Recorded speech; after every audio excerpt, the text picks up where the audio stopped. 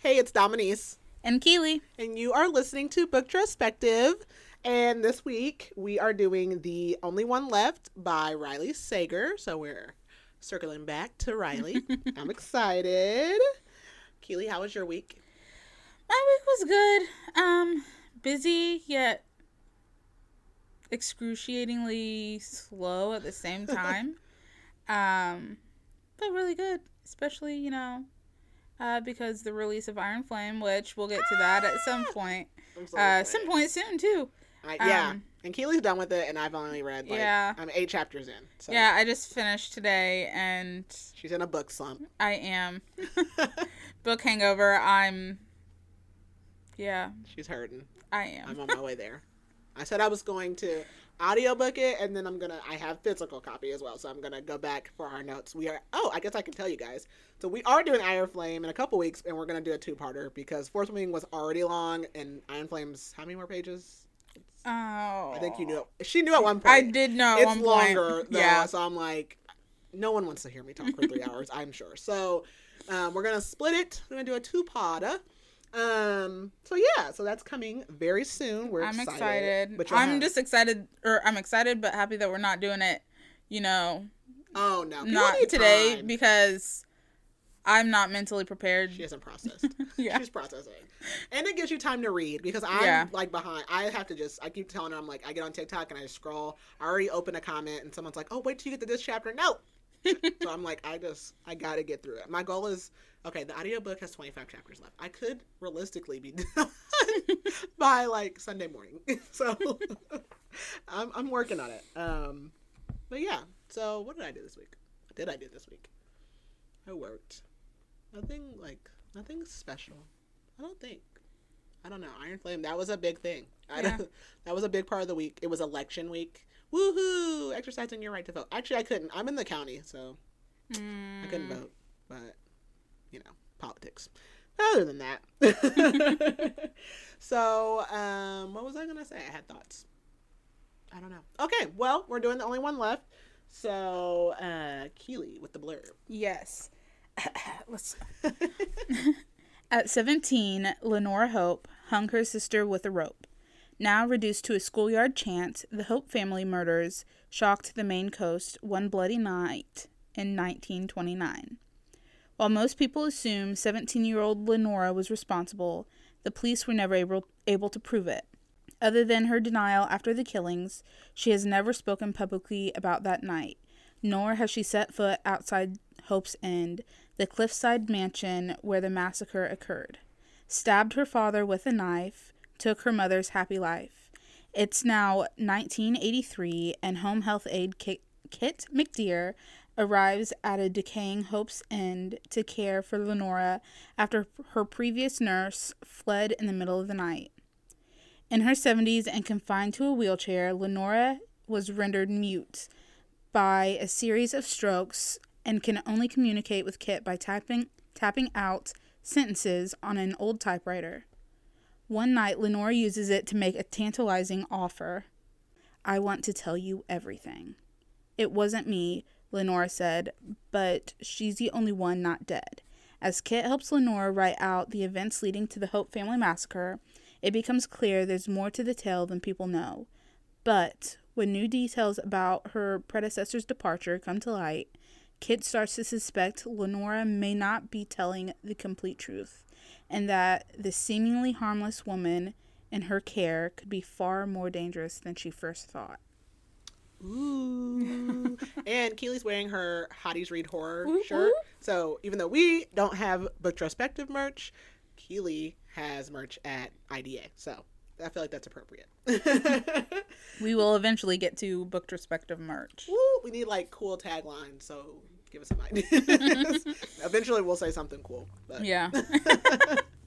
Okay, so do you have a word? Twisty. Oh, it is. Thrillers mess me up because I'm trying to catch all the clues, and then I'm like, okay, am I overthinking it or am I underthinking it? I don't know. So the whole time my brain works way too much. Yeah, and I think with Riley Sager, it's really hard to catch the clues. Yeah, if there's any, because I don't know if there are. I don't know. It's kind of like off the wall, kind of. Yeah. It's not. It's unsuspected. Yeah. Unsuspecting. That's a good word. That was That not is. my word, actually, though. But my word was hostage. And Okay, yeah. we will see why. We will see why. So, all right. So just a general summary. So obviously from the blurb, we have Lenora Hope, who is suspected of killing her mom, dad, and younger sister in 1929. And she's lived in this, they're in Maine. Yes. Yes, they're in Maine. So it's like this cliff oceanside mansion estate. And she lives there and she never goes outside, and she's actually like medically incapacitated, so she needs nurses or staff.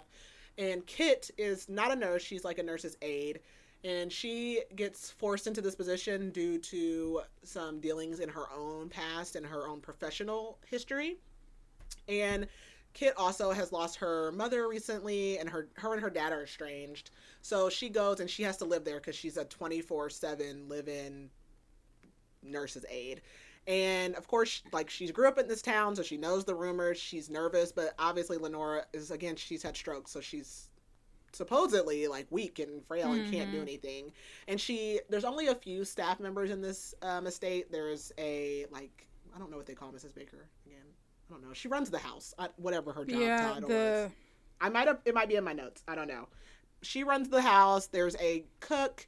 There's a like groundskeeper, and then there's a maid, and then there is Kit. And so they all kind of interact, and there's some spooky lore, but Kit is really trying to like get to the bottom of this rumor, figure out like, is Lenora innocent? She's struggling with caring for her because of it. And also her predecessor, the nurse that was there, just completely went vanished one night. Yeah. And so nobody knows why or where she went, and so she's trying to get to the bottom of that as well. And she does. And it's a very twisty, unexpected find, and a pretty sad ending, I would say. Yeah.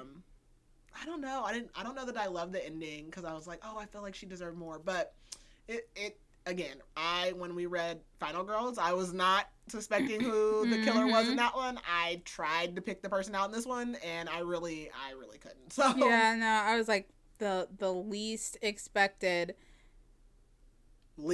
Like, not even on my radar. It did not. Yeah, it was not even close. Nowhere. Like, I don't know. So, yeah, but that's kind of a general summary. So, if you do not want to be spoiled, you have not read, and you want to read first, then this is your warning, your notice, because there are spoilers ahead. If you do not care to listen and be spoiled, or if you've read this already, then let's get started. So, Lenora Hope. There are lots of names, I feel like, and there is there's not a dual POV. There is like flashbacks. Yeah. So it's another one of those. So I will try to be very clear. I don't know how I did my notes. At some point I started to really like point it out. So hopefully I did. But we actually start with Lenora's perspective, and she's at her typewriter in a wheelchair, and our main character, which we didn't have her name yet, which is Kit, doesn't trust her, but she tells her that she does. And Lenora starts typing her memory. She's basically writing her story of what happened at the mansion, or Hope's Inn, as it's also which is referred to. Very eerie. Yeah, it's creepy. They talk about it several times. So because it's on a cliff, like it's literally on the cliff, and it like the first floor is fine, but after that, the higher up you go, like the house is slanted like into the ocean. And very dilapidated, like Yeah. looking and feeling. It's not well taken. Like, again, they don't have a big staff like they did in 1929 when this kind of kicked off. So it's barely hanging on, and I would not want to stay there. And I mean the name Hope's is just Inn. very ominous. It's depressing. Yeah. And it's like frozen in time. Like, it hasn't changed since 1929. Everything is Which makes same. it Creepy. that more, yeah. And so Lenora starts typing her story, and we're at the night in 1929 of the murders. So this again is the murder of her dad, her mom, and her younger sister. And she's out in the rain. She's holding a bloody knife. She's covered in blood. And she says her life changed in the last few hours, including her parents. And she said the mansion feels like a prison. She hears her sister screaming and she's contemplating killing herself, but she can't. So she throws the knife into the ocean. And then we switch right back over to Kit. So Kit is at her office. So again, she's like a nurse's aide. And she tells us she's been suspended for the last 6 months. And she works at a home care agency. And she makes it very clear she's not a nurse. She's just she calls herself a caregiver. I'm assuming she's like a home health aide or CNA in that line. And she didn't become a nurse because she basically didn't want to go to school more. And her boss asked her, like, how did you feel about your time off? Like it was a choice. And she's like thinking like she had to move back in with her dad because she was suspended without pay and she was being investigated by the police and by her health agency. And she didn't want to go back to this job, but she can't find herself a new job. And I said, can relate. And her boss acts like he didn't suspend her. Like he's delusional. So he tells her that the new patient has suffered from strokes and needs constant care, so she will be required to live with her. And she's surprised that her first assignment is going to allow her this much freedom, and she's like thought she would have to like check in and be closely watched. And they tell her that the job starts immediately and it's just indefinite, essentially until this patient dies. The house is what is where like they call on the cliff. So again, it's Hope's End. We know that's where she's going to end up. It's hanging off the side of the cliffs on the ocean. And she's like, oh, that's where the rich clients are. And she's like, this is too good to be true. She wants to know why the previous nurse left. And her boss says he doesn't know. They had trouble due to the patient's reputation. And we find out that Lenora Hope is the patient. And she thought Lenora Hope was a childhood myth. And so, again, we get the rhyme that Keely read that was on the blurb. So at 17, Lenora Hope hung her sister with a rope. I bet Hope. With a rope. And suppose it's like a Bloody Mary. Like if you turn off the lights and said the rhyme, she would appear. And the true story is that she essentially snapped one night and killed both of her parents. And now Lenora is 71, meaning this is kind of where we figure out it's 1929 is when it happened. And this story takes place, I can't do math. 83, I think? Yeah. I think it's like... If she was 17. I can't do math that fast, guys, but it's in the 80s. Yeah. Keely's working on the math. It's 1983. Next line. If I just read my notes. The next line I put it was 54 years ago, so it's 1983 now. So Lenora's aide, Lenora says it, has always claimed it wasn't her, but she was the only one left. So she's the only one left to tell the tale. Who did it if it wasn't her? And Kit is like, you're only giving me this job because you can't fire me because she was found not guilty of whatever she has been accused of. And so the company couldn't fire her, but they don't want her around. So essentially she feels like they're sending me to this crappy job hoping I'll just leave. And that's what he tells her. He's like, you can refuse this job, but if you do, then you're not going to work here anymore. So she has no choice. She also tells us like her father is not talking to her since the article came out about her accusation. And her boss tells her that because she was found not guilty, that she should be able to relate to Lenora. So Lenora was accused of murders that she didn't do, and I'm guessing that Kit was accused of a murder that she was found to be not guilty of. But we will find out very soon.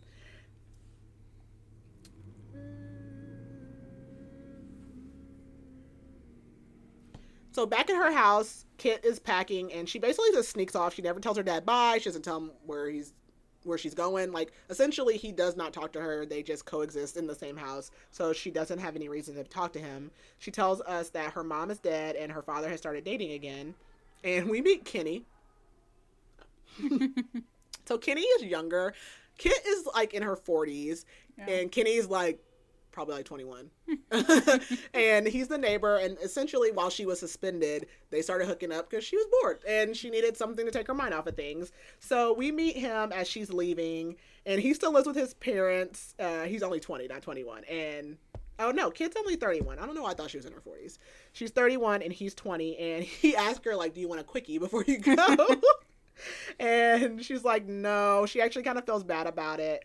And she does run into her dad before she leaves and says, I'm going back to work, but she says he doesn't care or show any interest, so she just leaves, and she is pretty hurt by it. So we go back to Lenora, and she's typing, so she's telling us that She had told the investigator she was asleep during the murder. She woke up to find everyone dead. She couldn't tell them what happened or why she was the one that was spared. All of the servants at Hope's Inn that night had the night off, so they weren't there. And Lenora was never actually charged because there was just no evidence that she committed the crimes. And after that, Lenora stopped really coming out of her house at all because, like, kids would dare each other to sneak over the wall and try to get a peek at her or, like, pick with her. We go back to Kit, and she's driving to Hope's Inn to go to her new job assignment with Lenora, and she sees graffiti that says, like, "Rotten Hell, Lenora Hope." It's pretty sad. I mean, like, if she didn't do it, I don't know. So, and that's kind of the whole thing. Like, it's like, did she do it? If she didn't do it, like, you feel bad. But if she did do it, like, I don't know. So she comes to the gate. She, like, pushes the intercom because, of course, this is like an estate. Like, it has a gate and everything. And she's like, a woman rudely answers and tells her to come up to the house and open the gate. But the gate gets stuck. And so, of course, there's, like, some hot guard guy, like, groundskeeper. And we'll learn that his name is Carter. And he shows up. He helps her get into the gate. And she's like, he's attractive, but I don't really have time for that right now. And he tells her, like, the gate sticks all the time. Like, it's like the 10th time it's happened and he keeps forgetting to fix it. And he asks her if she's the nurse, and she says, "I'm not a nurse, I'm a caregiver." She's very, like, distinctive on that. And he tells her, like, he's the gardener, the handyman, the groundskeeper. He does all those things. And she asks him if he likes it, and he says, "Do you mean, am I scared?" And she says, "Yes." And he says no and tells her his name is Carter. And he says Mrs. Hope or Ms. Hope, she's not married, Ms. Hope is completely harmless. And so she heads on inside, and we meet Mrs. Baker. And it just says the housekeeper, but she's not, like, the maid housekeeper. She just manages the estate. Yeah. So different form of housekeeper. Kit tells us the house is grand, it's gothic, but it's frozen in time, it needs repairs. She says there's portraits on the wall of the whole family, but only Lenora's is uncovered, and that the other ones have, like, this, like, black sheeting over it because Lenora's the only one left. And this is where we learn that the mansion is called Hope's Inn. So she goes in to talk to Mrs. Baker, and there's, like, a girl that comes in wearing a maid uniform. So they make everyone that works there wear, like, their appropriate uniform. So the maid is literally wearing, like, a maid costume. Mm-hmm. But the girl has on, like, bright makeup, neon hair, like, bangles. Her name's Jessica. She'll be referred to as Jessie. Very punk feeling to me. Yeah, like, fun. Does not fit in at all here. At all. And Mrs. Baker, like, is like, "Girl, go on. Like, go clean something else." So she asks Kit, like, where she's from. And she says, like, what's her name. And we find out Kit's real name is Kittredge. It's very, like, posh. Yeah. Kit McDeer is already, that's it. McDeer is right. Is that it? Yeah. Yeah, it's already, like, it doesn't flow very well, but Kittredge is, like, a whole other thing. And she says that was her maternal grandmother's name. And Mrs. Baker asks where her family's from, and she explains, like, my dad's a handyman, my mom was a librarian, they're from the town. And Mrs. Baker asks about her experience, and she's nervous because she doesn't know, like, what her boss has told Mrs. Baker, so she doesn't want to come out and, like, bring up her past and why she was suspended. So she starts, like, just saying, like, "Oh, I've worked here for 12 years," and she goes over all her skills. And Mrs. Baker says that Miss Hope had polio in her 20s and couldn't walk much since then, and then she had these strokes, so now she can't speak. Her entire right side of her body is useless, and she basically can only use her left hand barely, and that's how she types, is, like, one finger at a time. And then she, like, taps, like, once for no, twice for yes. And that's all she can do to communicate. So Kit asks why the previous nurse left, and Mrs. Baker says, like, Mary was very good, that was the previous nurse, and that Miss Hope actually adored her, and no one knows why she left, and she just left in the middle of the night with no notice. Mrs. Baker says something terrible could have happened, which Kit should know considering what happened to Kit's last patient, and she's like, oh crap. So Mrs. Baker knows, and we still haven't gotten to, like, the story of that. So Kit says that she can explain. She says that she had a patient who had late-stage stomach cancer with really bad pain, and essentially the patient was taking opioids, fentanyl, for her pain, and Kit keeps them locked up. But this one night, she did not lock the pills up, and the next morning, she woke up, and the patient had overdosed on, like, taken all of the pills except for, like, one in the bottle, and the patient overdosed. So that is why Kit was suspended. That's why she was investigated to see if she was negligent. Did she, like, kill this? Was it assisted suicide? Like, we don't know, but they had to do an investigation because she was negligent, I guess, but yeah. And Kit accepts like responsibility for it. She says that it was negligent. She says she's responsible. And Mrs. Baker says, but people still blame you even though you didn't actually kill your patient. And she asks if Kit helped the patient take the pills, and Kit is like really offended by this. She's like adamant that she had nothing to do with the death of the patient. Mrs. Baker says that at Hope's End they like to give young girls accused of terrible deeds the benefit of the doubt.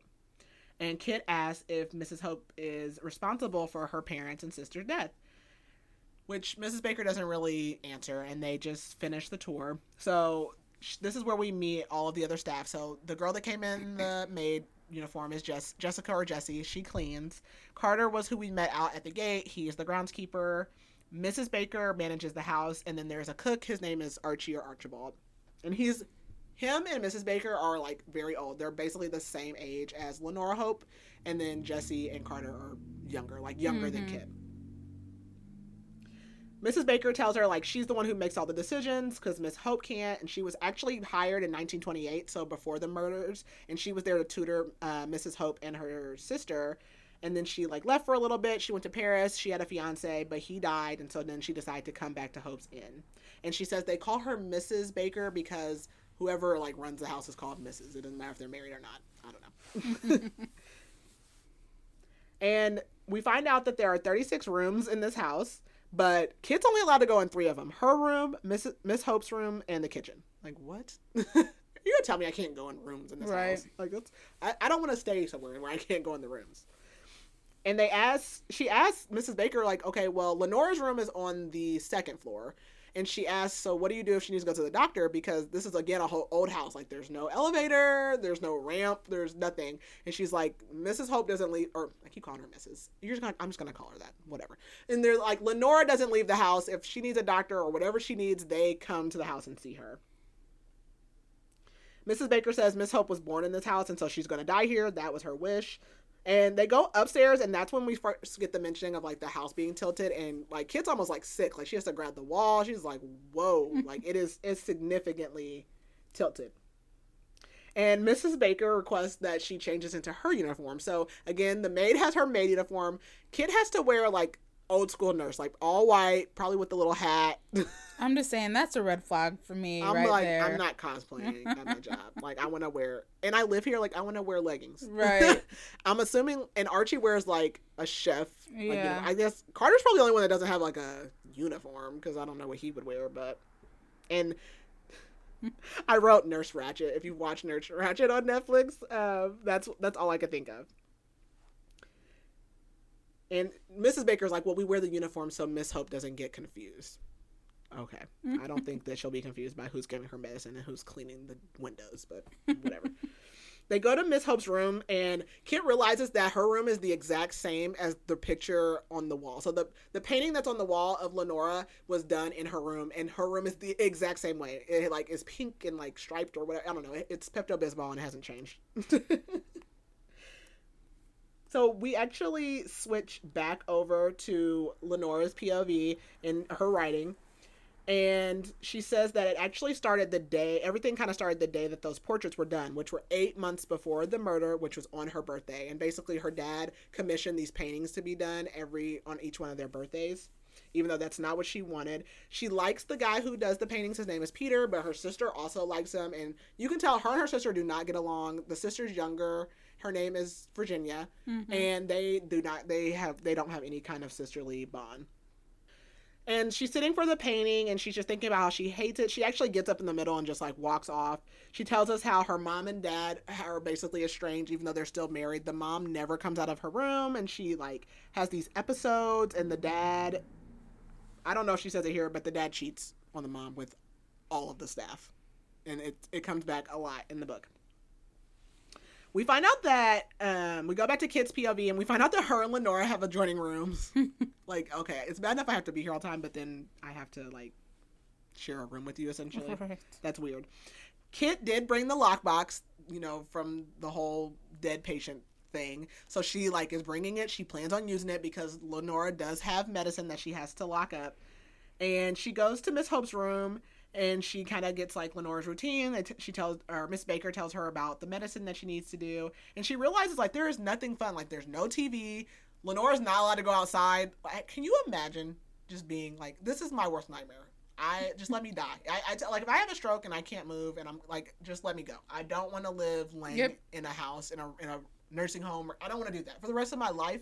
And she's been like this kind of since her 20s because she had polio. So for like 53 years, that's crazy. This is where Mrs. Baker tells her, like, Lenora taps, yes and no.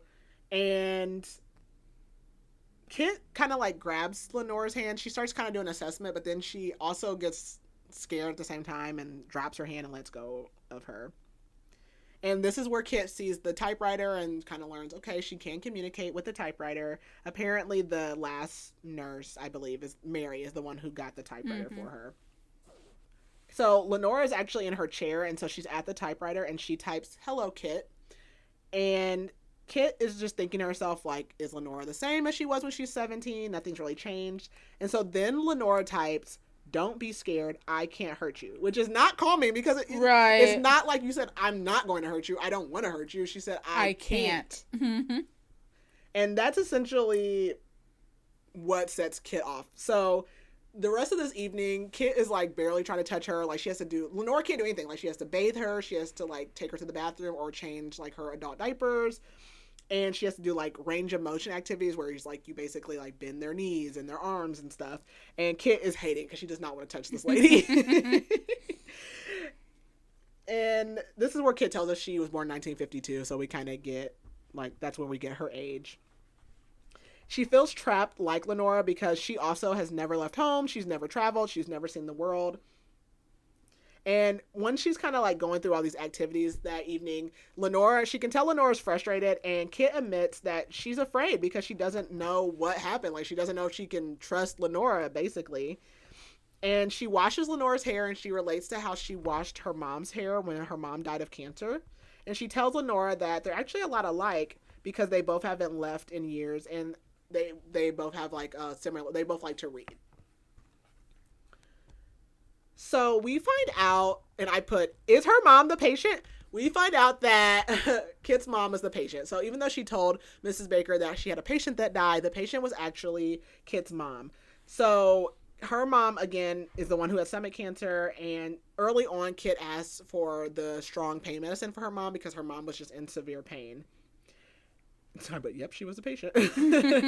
And like, her mom literally got this medication and in 2 weeks she died. So it was like a very quick turnaround, and Kit was taking care of her like through her work. So she wasn't just doing like her daughter duties. She was actually working and taking care of her. And so that's why the dad really doesn't speak to her.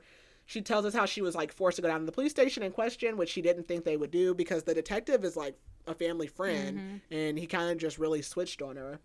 And she tells us how no one believes it was an accident because it was her mom. And it just seems like we can understand, like, people wouldn't want to see their parents suffering, and that's a hard situation to be in.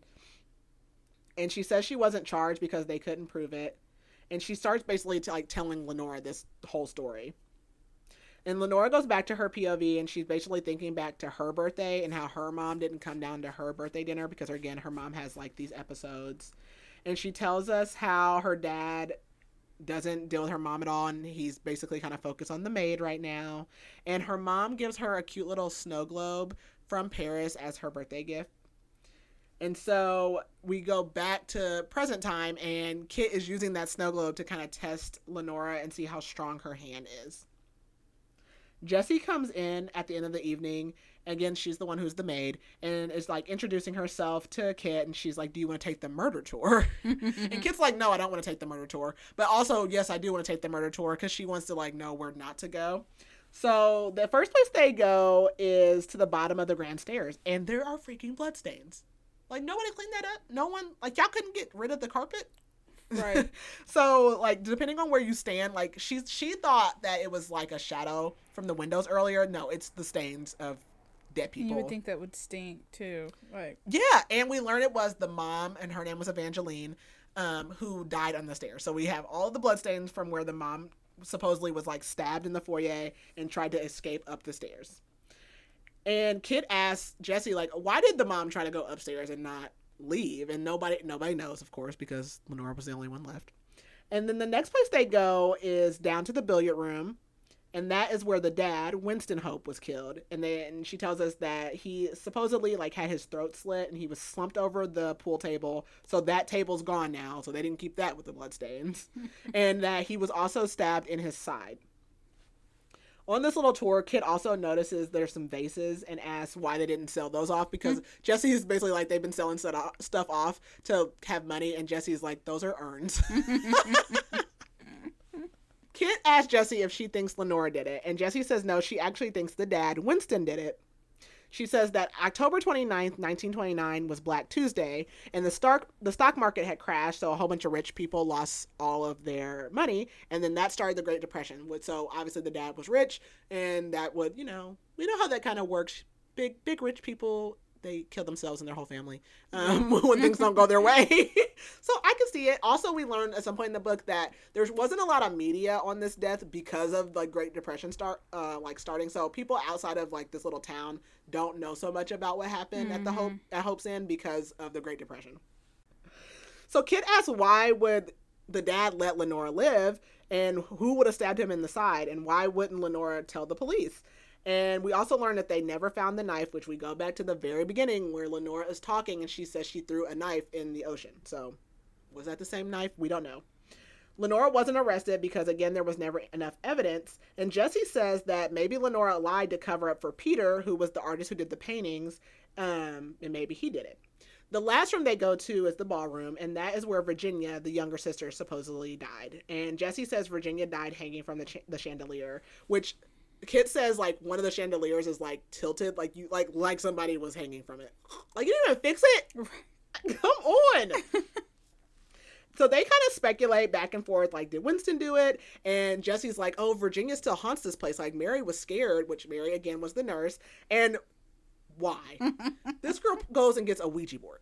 I don't play with those on a regular everyday basis. I'm definitely not doing it in there. Like, no. So, of course, she gets the Ouija board. She's like, let's try to contact Virginia. And they ask the board, is there a presence? And the board moves yes. And they ask the spirit to identify themselves, and it's called a planchette. It spells out Virginia. So Kit is like, no, Jesse's moving it. But then Jesse's barely touching it. So she's like, I don't know. And as it's spelling out Virginia, they just ask, like, are you Virginia? And it says yes. And then one of them asks, is her sister the murderer? And it moves to no, and then the planchette like flies off the board across the room. And Jesse just starts staring behind Kit, and again, they're in the ballroom, so there's all these mirrors and stuff. And so she's staring like she sees something, and then Kit turns around, and Jesse just starts laughing. I was like, oh, it was just a joke. Mary didn't think that this was a haunted place. And Kit's like annoyed, and she's like, why would Mary leave? And Jesse says she actually doesn't know. She just up and left. And we find out that Mary and Jesse actually were pretty close, and so she was kind of hurt about her leaving, and Jesse is worried about her leaving like that. But she says that Mary's parents live a county over, so maybe there was a family emergency, but Kit's not buying it. And Jesse's like, well, I'm going to go to bed. And Kit goes to the kitchen to call her dad. He answers, but she hears like talking in the background. And again, she thinks he's dating since the mom died. So she just hangs up because she's just pissed at him, and she wants him to like feel what she feels. So she doesn't say anything. She just hangs up. I don't know how he would know it's her, but whatever. It's late at night. Who else would be calling? I don't know. Lenora also has like a call button in her room. So that night, when she goes back upstairs, actually, after all of that, she finds Lenora on the call button because she can tell like she had a nightmare. So she takes Lenora to the typewriter, and Lenora types and says that this time she says she won't hurt her. I don't know. Too late. You should have said that first. And she asks Kit, does she know the song that the kids sing about her? And Kit asks if it's true, and Lenora says that she can find out, and she wants to tell her everything that she's never told anyone because she trusts her. Kit says she'll think about it because she wants to know, but also she doesn't want to know, because what if she says, like, I killed my whole family? Because then where do we go from here? So Kit goes to her room for the night, and she wants to read a book, and she realizes that all these books are Mary's. And then she goes to unpack, and all of Mary's clothes are still there. And I'm like, I'm like, maybe she didn't leave. And at this point, I was speculating. I'm like, it's Mrs. Baker. Same. I was like, it's Mrs. Baker. So now Kit's just trying to figure out, why did Mary leave in such a hurry, and what made her leave? We go to Lenora's POV, and we're still on her birthday, and Lenora literally walks in on her dad having sex with one of the servants. She doesn't know who it is because their backs turn, and they're in the billiard room. So she runs off, and the dad chases after her and tells her not to cry about it. And he's like, "Do you love your mom?" And she's like, "Yes." And he's like, "Well, then you won't tell her if you love her because this will ruin her." Manipulating, gaslighting, sick, toxic. And her father calls her a good girl. but Lenora tells us she's not a good girl, and we'll soon learn why not. Yep. So Kit is struggling to sleep because the water is splashing, the house is tilted like you're falling into the ocean, and all she can hear is this creaking, and she feels like she hears like walking or footsteps or something, but she's not really sure. So the next morning she goes down, and the first person she sees is Archie the cook, and she tells us again, like, he's been there since the murders happened, and she can tell that he doesn't want anything to do with Lenora, it seems. And I'm like, it's only been one day. I feel like it had been so long at this point. She's only been there one night. Mrs. Baker is surprised because Kit tells her, like, all of Mary's stuff is still in the room. Like, did nobody go in there and look? That's weird. That's weird to me. So she asks, is Mary coming back? And Mrs. Baker says that she won't be welcome because she just up and left. So Kit's kind of glad because she does need her job. She is broke. So we find out Mary's actually been gone for a week, and they don't think she's coming back, but just to keep her stuff just in case she does.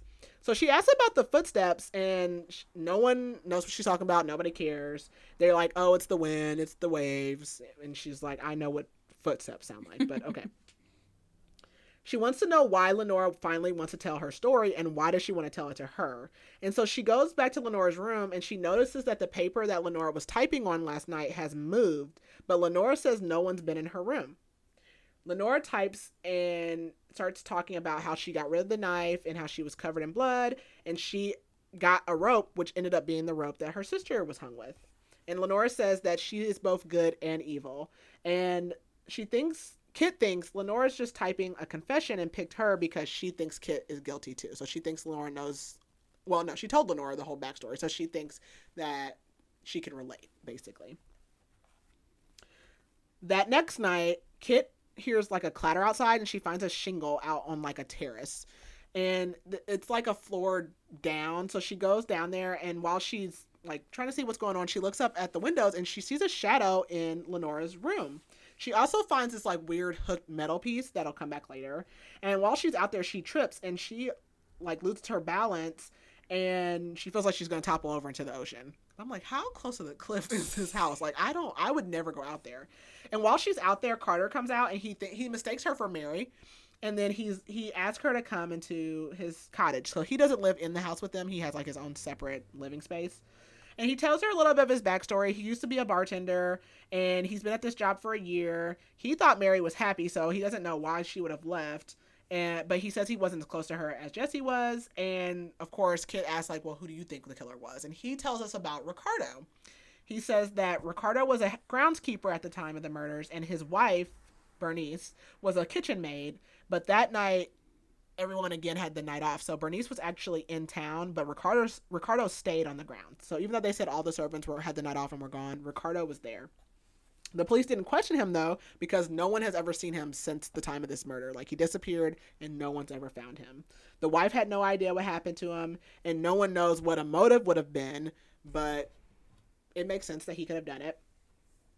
But Kit doesn't think it was him because Lenora's never even mentioned this man. So she goes up to Lenora, and she asks about Ricardo. And Lenora tells her starts telling her more of her history. So we find out that Lenora and Archie actually used to be kind of best friends. And she tells us that one night she was out on the terrace thinking about jumping in. Actually, I think it was her birthday night. She was out there thinking about jumping into the ocean, and Ricardo came and says if she died, there would be nothing there to look at Hope's End. So, we got the daughter, we've got the worker, we got like some Titanic love story going on here. So Kit asks if Lenora knows what happened to Ricardo, and she says no. She asks if he did the murders, and all Lenora will say is that she has to tell the story in order, and she can't tell her who did it just yet. So Lenora spends like 2 hours typing, and Kit just feels like a presence in her room. It's creepy there. And Lenora basically tells us in a little bit of her POV that 8 months before the murder, so this again was her birthday, that she fell in love with Ricardo. We have got to stop doing this. I'm like, what is that? So that night, after they've typed, Kit goes to bed and she wakes up again hearing creaking, but this time she also sees a shadow like move under the door connecting to Lenora's room. But she bursts in there and there's no one there. But what she does realize is that the page that was in the typewriter is gone again. And this time she asks Lenora, was there somebody in your room? And Lenora says it was Virginia. And that's all she says. So Kit is trying to get out of there. She goes and she calls her boss. She's like, can I please have a new assignment? And again, he says no, because again, he wants her to quit. So either you're going to work here where nobody wants to work, or you're going to leave. And she is like, she can't quit. She doesn't have any money. She doesn't want to go back to live with her dad. So she like is trying to come up with a plan. So she goes out on the terrace and she's like looking over into the water, and she looks down and she freaking sees a body. Oh my God. And she knows it's Mary. So the detective is back, the same one that interviewed her when her mom died. So they have bad blood off the bat. And she's being interviewed because she was the one that found her body, found Mary. And the detective tells her that they did find a suicide note in the pocket of Mary's uniform. And it just said, I'm sorry, I'm not who you thought I was. That's what I believe it says. I have it in my notes somewhere in here. The detective asks if Kit likes it there, and she says yes. So he goes, well, then why did you call your boss and ask for a new assignment? And Kit's annoyed because she's like, okay, you already like know all this information. So like you've already talked to my boss. She feels like she's being set up. He asks why she lied, and Kit says, I need this job. And thanks to him, this is my only option. She tells him that he needs to go talk to Lenora. So Detective Vic goes upstairs and notices the till of the house, and he is like, whoa. And he says, it wasn't like this the last time I was here. The last time you were here. And he tells us that he worked there in 1929 also for one summer, so he knows Lenora. And I'm like, okay, it's him. So Kit tells Lenora basically what happened to Mary, and she can tell that Lenora's pretty upset. And she's like, Lenora can type. So she's like, talk to her. Lenora can type. And Lenora's like, type what? Lenora acts like she can't type. She sits there and makes Kit look like a complete idiot. And the detective asks Lenora, is Kit lying about you being able to type? And Lenora taps twice for yes.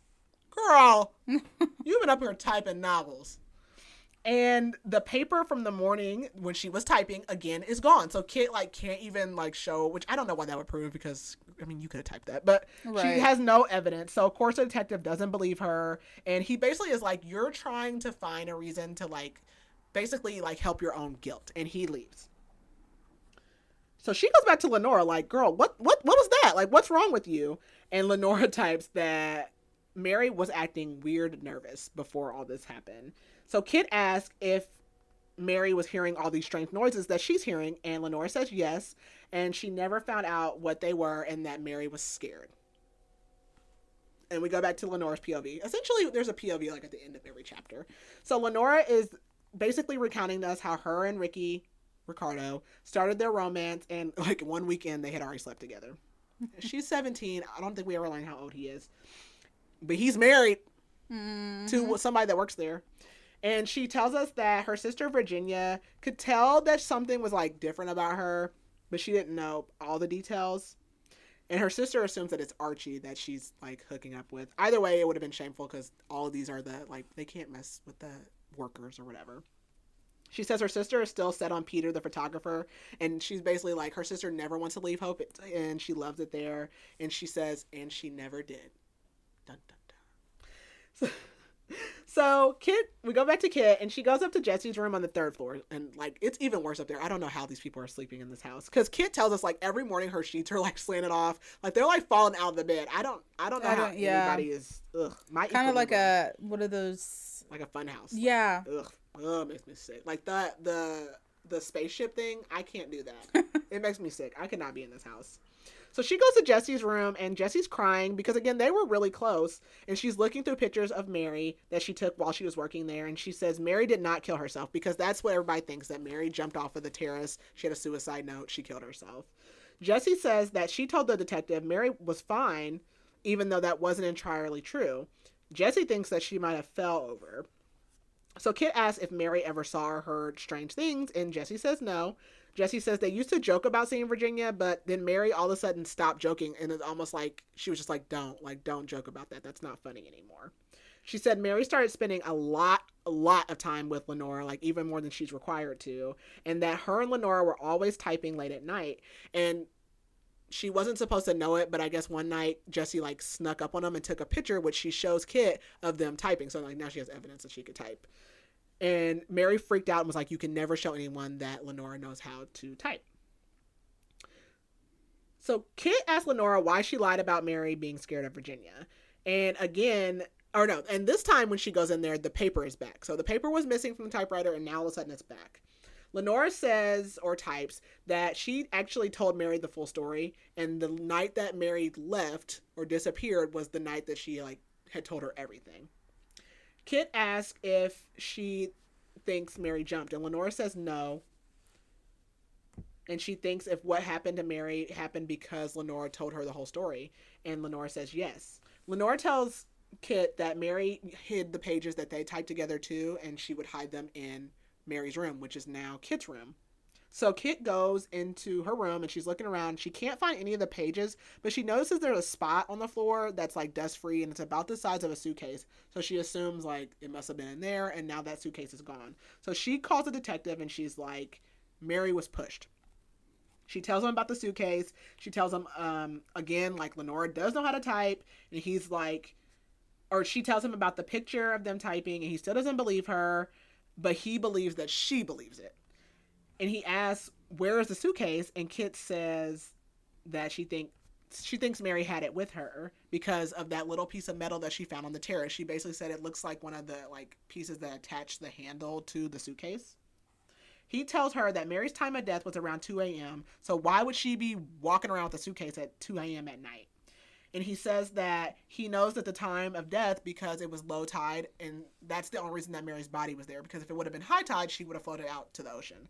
So he knows that it was low tide, so they know what time she died. He asks, does she still have that metal piece? And she says, no, she dropped it because, again, she almost toppled over the terrace as well. And he basically is like, oh, yeah, like, you're full of it. He doesn't have time for that. And he says that she's using this situation to ease her own guilt about what happened with her mom. And Kit says her mom's death was an accident. The detective tells her that Mary's injuries all show a suicide. There's no defensive wounds. There's no indication of a suitcase or any kind of struggle. And this is where I wrote down what the suicide note said. And it says, I'm sorry, I'm not the person you thought I was. And I'm like, did Lenora type that? Because Mary don't be typing. Lenora does all the typing. So, I don't know. So at this point, Kit thinks that Ricardo's the one that did it. She thinks Lenora is actually covering for him, and she's ready to confess. So she hangs up, and she's suspecting that one of the staff pushed Mary. So we think Ricardo did the murders in 1929, but now somebody that's in the house now is continuing the trend. She hears footsteps again, and mind you, she's using the phone, and there's only one phone in this house, so she's downstairs in the kitchen having this conversation. So she turns around and finds Carter in the room behind her, and he's drunk. He says he was out on the terrace, and he did hear her conversation, but don't be nervous because he knew what Mary was doing. He thinks it's his fault that she died. And he's like, I want to tell you and show you something, but I can't do it here. And she's like, I'm not going nowhere with you. Somebody is a murderer around here. And so she doesn't want to go with them, but eventually she does, and they go out to his cottage. He starts drinking coffee to sober up, and he tells her he lied about why he's working there. And I'm like, is Ricardo his family? I'm trying to put two and two together. He tells us that he had a customer named Tony at the bar he used to work at, and this Tony basically like forced him to work here. It was like, you have to work here. Tony said that he was out in the garage and he was searching the rooms up there because there used to be staff that lived above the garage, and he found a photograph of Lenora from 1929, September 1929, and Lenora is pregnant. She looks to be about 5 or 6 months pregnant. And I'm like, oh my gosh, Carter's related to them. So we go to Lenora's POV, and she says the pregnancy was an accident. She's writing to, and at this point we realize that this is not what Lenora's writing to Kit. These are what Lenora has written to Mary. Mm-hmm. She says she was afraid to tell Ricky at first, but he actually was very happy.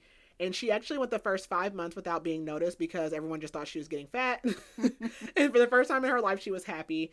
Ricky's obviously worried about money because he's a servant. He doesn't have any money. And she tells him, like, I'll inherit money when I turn 18. We find out, like, the mom and the dad, again, don't get along. The mom comes from a rich family, and her grandparents left money to the kids because they didn't trust the dad either. So the dad can't touch their money, but when they turn 18, they'll get their inheritance. But that pisses Ricky off because he's like, I don't need your money. He's like, all you rich people are kind of the same, Nepo babies and all that. Go back to current POV. Carter is basically, he tells us he's there to find out if Lenora is his grandmother. Oh! He says that on Christmas morning in 1929, there was a baby left at a church, which could be his father. Or no, he says that his father was left at a church, and it all coincides with about the time that, how far along Lenora would have been in that picture, and that all the math adds up. He thinks that Ricardo killed the family because they didn't approve or because they demanded that he marry Lenora, but he was already married. So he thinks that was his motive. Carter says he doesn't see any resemblance in himself in Lenora, but that doesn't mean anything. And he says that he actually went to a lab 2 weeks ago to do like a blood analysis with Lenora, and Mary was supposed to get a sample, but that was the night that Mary went missing. So we don't have any like blood to test and see if they're related. Kit remembers when she started working, she did see a bruise on Lenora's arm, which would have been where she could have got that blood drawn from. And she thinks that Mary did get the sample, but she doesn't mention that to Carter. Carter says people would kill him to keep from finding out that he's related because he might inherit, this rundown house. I mean, what is there? I don't know what we're fighting over, but okay, go off. So Kit asks who is going to get it now, and they don't know, but they assume it's Archie or Mrs. Baker because why have they stayed here all of this time? And Mrs. Baker, again, she left and came back. So, like, why? So, obviously, there are suspects now. Carter says that the night that Mary died, he actually had left the gate open because it got stuck, and he was planning on leaving in the morning to go to the lab anyway, so he just left it open. So, technically, anybody could have gotten in. But he says the only person who knew about his possible relationship was the guy, Tony, from the bar. And Tony only knew because he, again, used to work there. He was the groundskeeper, and he basically, like, left the job to give it to Carter. Yeah. So while they're having this conversation, there's a freaking earthquake. And the yard, like, splits, and chunks of, like, the earth are breaking. I'm not staying in this house. No. I'm not staying in this house. I'm gone. So we find out, like, Kit's been, like, slacking on her job with Lenora's exercises because she wants her to type and tell her this story.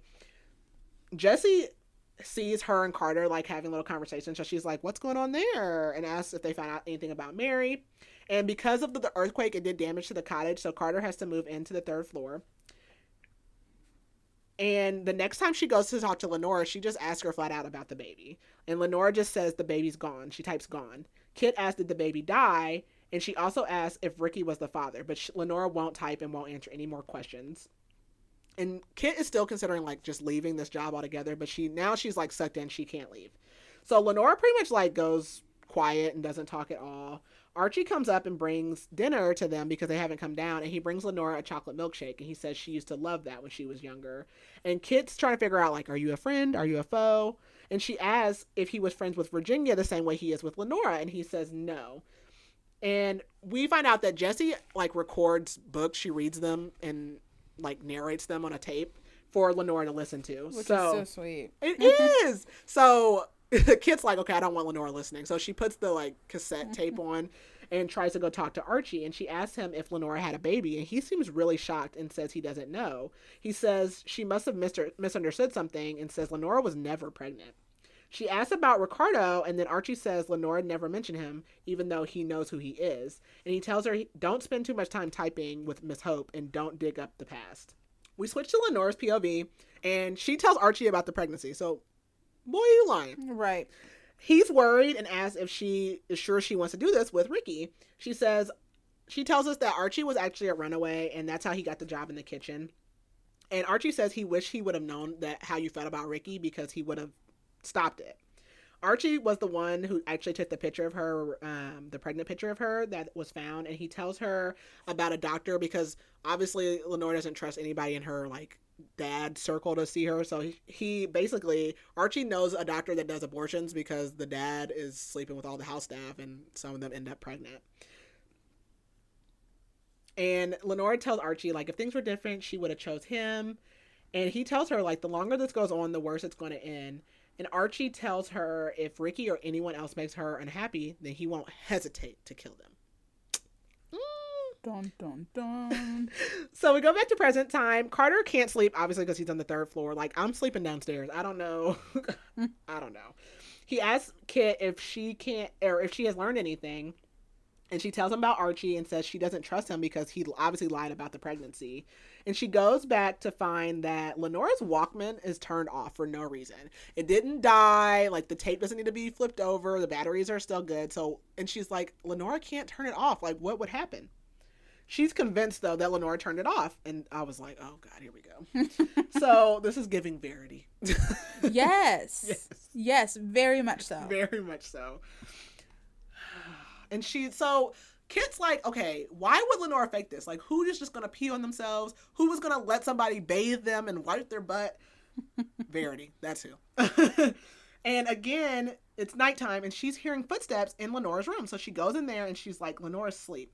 And she hears footsteps again, and she goes out in the hallway, and Mrs. Baker is in the hallway with the shotty. She's got a shotgun, walking down the halls. She says that there's people outside loitering, and Kit looks, and there's like 5 shadows moving outside. Mrs. Baker goes out with the gun and threatens them. And we find out they're not reporters, they're kids. And they shout, like, killer, and they call Lenora a killer bitch. And that sets Kit off, because, again, she has all this guilt about her mom. And it just triggers her. So she goes out there and, like, snatches one of them up. And it's freaking Kenny. The neighbor that she was sleeping with. And she says, what are you doing here? And Kenny says, you know, we were drinking. Like, it was just fun. We wanted to come because people say, are talking about Mary being dead. So, obviously, it's sparking rumors again. And Kit wants to know, like, okay, well, what are the rumors? He says people are saying Lenora killed her. And he says, stop overthinking and letting facts get in the way. Because Kit's like, you know, Lenora's innocent. She couldn't hurt a fly. And he's like, I know what it looks like. He's like, stop letting all these facts get in the way to cloud your judgment.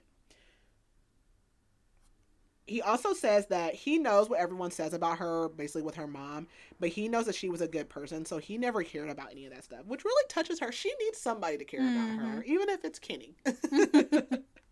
He tells her to trust her gut. Just because Lenora looks like she can't do much, don't trust it. And he kisses her, and she's like, no, like, this isn't going to happen. And he leaves, and he, like, hops over the fence. So she's like, or the gate, fence, whatever it is, wall. And she's like, okay, that doesn't even keep anybody out. Right. So it doesn't matter if the gate was closed or open. But she also is like, okay, maybe Lenora is a suspect. Kit tries to stay up and, like, catch whatever these noises are, so she keeps the door propped open with a book between their rooms. But eventually she falls asleep, and she has a nightmare, so she has nightmares about her mom all the time. And she wakes up, and the door is closed. So she runs into Lenora's room, and Lenora's, like, awake, frozen in terror, and there's a type page in the typewriter, and it just says multiple times, it's all your fault. I am leaving immediately. I am leaving. I would have been gone long ago. I never would take this job. I don't do live-in jobs, first of all. Hard pass. So Kit's pissed, and she makes everybody wake up and come to Lenora's room, and she's like, which one of you did this? Mrs. Baker asks who Lenora said did it. And when she asks Lenora says Virginia did it. Mrs. Baker is shocked and says that is not possible. Mrs. Baker asks how Lenora was able to say it was Virginia. So she's basically like, well, you had to ask her if it was Virginia, which means you asked her if it was all of us, and she said no. Kit says someone's been sneaking in her room at night, and Mrs. Baker says, well, why didn't you tell me? And Kit says, I did. I told you I heard footsteps and shadows. So everyone leaves, and Mrs. Baker is like, well, immediately tell me, like, if anything else happened. So everyone leaves, and Jesse, like, when they were kind of doing this little conversation, Jesse was like, it seems like you want attention. But then when everyone leaves, she was like, I don't really think that you want attention. So Kit pulls her into her room and asks Jesse, like, did you type this? And Jesse's like, no, why? She says, because of the, like, Ouija board prank, like, maybe you're pranking me. And she asks Jesse, did Mary think that Lenora could ever recover? And she just tells Jesse, like, I think she's faking. Jesse says that she's worried about Kit because she's starting to act like Mary. So this part really pissed me off. So Kit goes in here and she's like, okay, I know she's faking. So she goes in there and tests Lenora. Oh my gosh. And so she basically is like trying to force her muscles. And so she like drops a piece of like a book or something on Lenora's left hand to see if she'll, or maybe her right hand, maybe it's her bad hand, one of her hands, to see if she'll like reflex, like grab it. Cause like, you know, we just have reflexes. And it goes so far as, like, she's like, okay, I could, like, use pain, but obviously, girl, you already been in trouble with the law once. I don't recommend.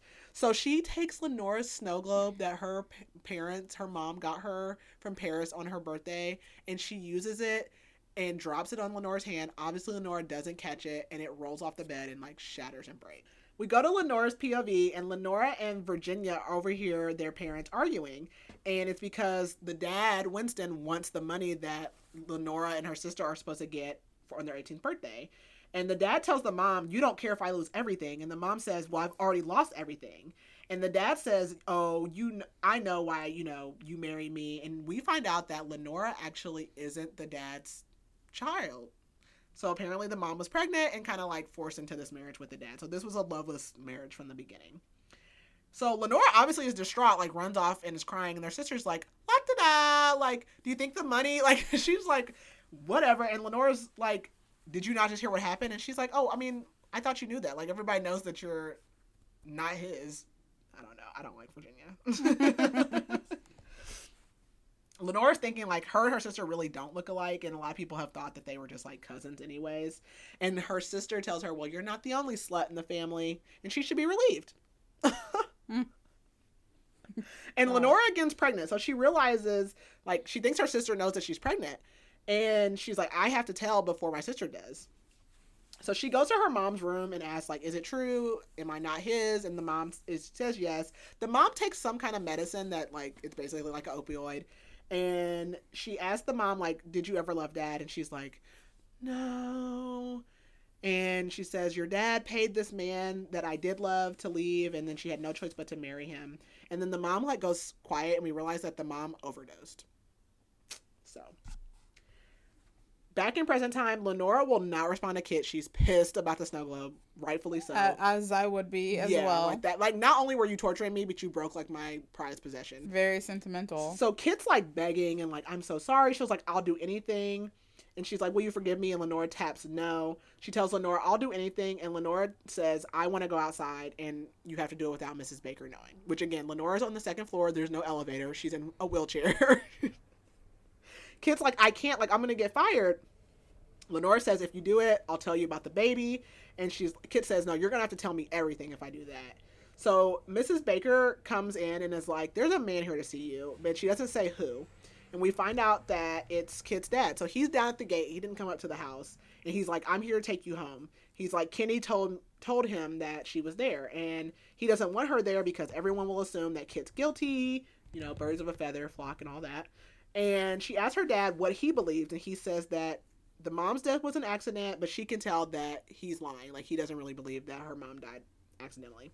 He asks about Mary and asks if Kit thinks it was a murder, and she says yes. And he's like, that's even more reason for you to come home. Obviously, somebody's out here killing people. And she just leaves him at the gate. Like, she's not having it. So she decides to sneak Lenora out while everyone goes to Mary's funeral. So she literally, like, puts her in a wheelchair, wheels her down the stairs, and they go out and, like, lay in the grass. And they take a little nap. And she asks Lenora about the baby, and Lenora says that the baby was taken. And Lenora is, like, refusing to tell her everything, even though they made a deal. So Kit goes back inside. She goes upstairs, grabs a typewriter and paper, and she leaves Lenora, like, laying out there. And when she comes down, Lenora is up in her wheelchair. So I'm like, what the? But it's because everybody's home. And she is busted. We go to Lenora's POV, and we find out that Lenora saved her mom from dying because she happened to be in the room when that happened. And she's telling us how she's hungry all the time, but her dad's putting her on a diet because, again, everybody thinks she's just getting fat. And she's like, I need someone to get me clothes. My clothes don't fit. I need extra meals. She still hasn't found a doctor. And I'm like, where is Ricky? Like, why is he not doing this?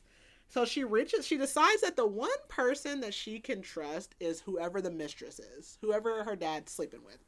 So she goes, and her dad's having a little session, and Mrs. Baker comes out. And I was like, it is Mrs. Baker! She did it! So, present time, Mrs. Baker takes a typewriter, throws it into the ocean. She has, like, had enough of that. Kit tells Carter, like, Lenora confirmed that the baby was taken, and Kit is, like, basically waiting to be fired. Because Mrs. Baker throws the typewriter into the ocean and just leaves, but she never comes back. So Kit goes to her lockbox because that is where she's been hiding the pages that they were typing, and she realizes that all the pages were gone. Which, because Kit didn't like lock the keys up or anything, she just had the like keys laying out, and I'm like, well, duh, what's the point of the lockbox? So she goes downstairs. Mrs. Baker's like in the dining room. There's a fire going. She's drinking some wine, and she's like, what did you do with them? And she just points at the fire. They're burnt. Mrs. Baker says she's not firing her. She can leave if she wants, but she's not firing her. But she does want to know whose idea it was to go outside. And Kit says it was Lenora's. And Mrs. Baker says, I assume so. Mrs. Baker says she doesn't let her go out because she'll only encounter hatred and judgment, and that Kit should understand that. Kit asks how long has Mrs. Baker known the truth, and she says that the boss had told her everything before she came, so busted again. She hired her because she thought that she would be able to get along with Mrs. Hope, which she is. And Mrs. Baker says that Lenora can be very charming when it suits her, but that Kit means nothing to her and that she's done this for years and she's manipulative. And she thinks that's why Mary did what she did. She asks Mrs. Baker why she stays, and she says devotion. And Kit's like, that's not enough. So Mrs. Baker tells her that her and Lenora made a deal, and basically if she can keep this place standing, that she'll inherit everything when Lenora dies. Back to Lenora's POV, she asks why Mrs. Baker is sleeping with her father, and does she love him? And Mrs. Baker's like, no, duh. Basically, he gives her money, and, she does her part. And Mrs. Baker's like, don't judge me, I'm looking out for my future. So she asks, Mrs. Baker asks who is the dad of her pregnancy, which she doesn't tell her.